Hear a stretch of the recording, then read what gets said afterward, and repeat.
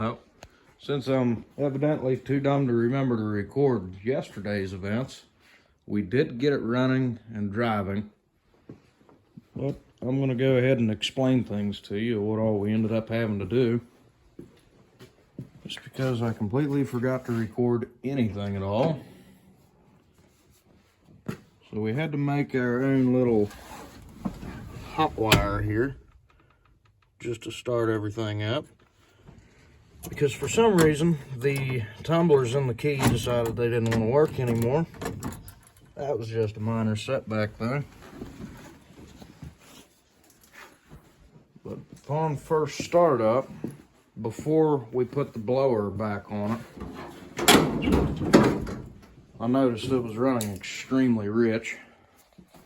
Rich enough to where when we first tried to start it up yesterday morning, it fouled out all the plugs on the driver's side bank and almost fouled them out on the passenger side.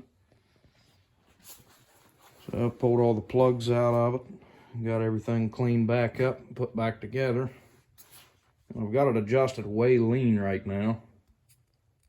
But at first I thought the reason that we were choking out, sputtering and not wanting to start is because I didn't put the supercharger belt on.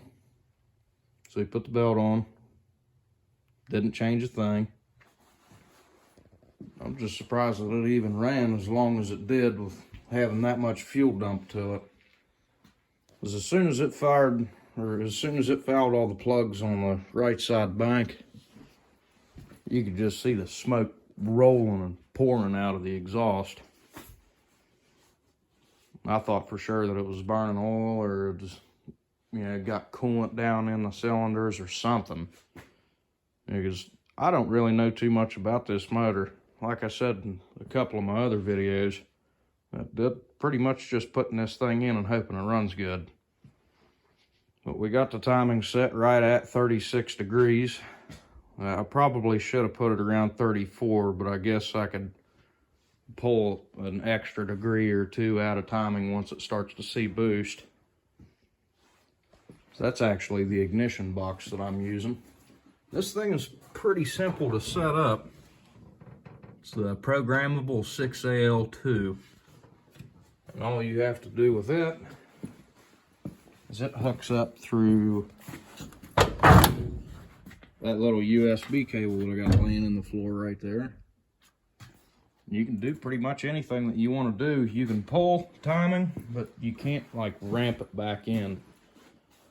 I guess you could, depending on how your timing table was set up, if you like pulled a lot out and then ramped whatever back in that you pulled. But I don't really want to mess with that. Right now I'm set up to pull 1 degree of timing per pound of boost that it sees. And on the last motor that I had in it, it made 10 pounds. So 36 degrees minus 10, 26 degrees of total timing in a wide open pull. I've got my distributor locked out, so it's at 36 degrees no matter what. But that's pretty much it for, putting everything in time. Fuel is going to be my next biggest thing.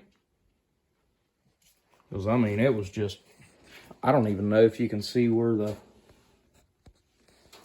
I don't even think that's dirt. I think that's just soot blowing out of the exhaust. Because I don't exactly have a full exhaust built yet. I did some jerry rigging there and steered the exhaust to the outside of the frame to run my muffler, and I haven't done anything with it from that point on. That's the same thing with the other side.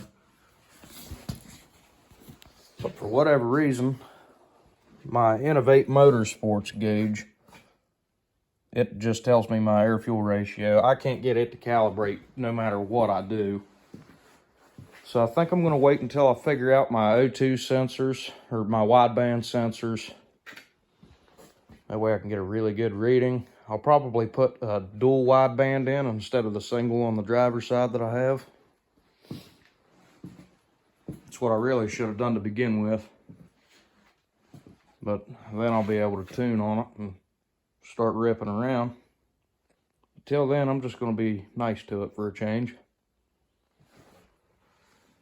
And aside from motor stuff, getting it running and taking it around the block, we adjusted the suspension in the front up. This is on coilovers all the way around. I don't think it sits too bad right now, because this is going to be on West Virginia roads, potholes, you know, absolutely terrible roads up here, down here, sideways. But that's all I have for you so far. Oh yeah, and I'm losing air in that tire now. We'll get it figured out though.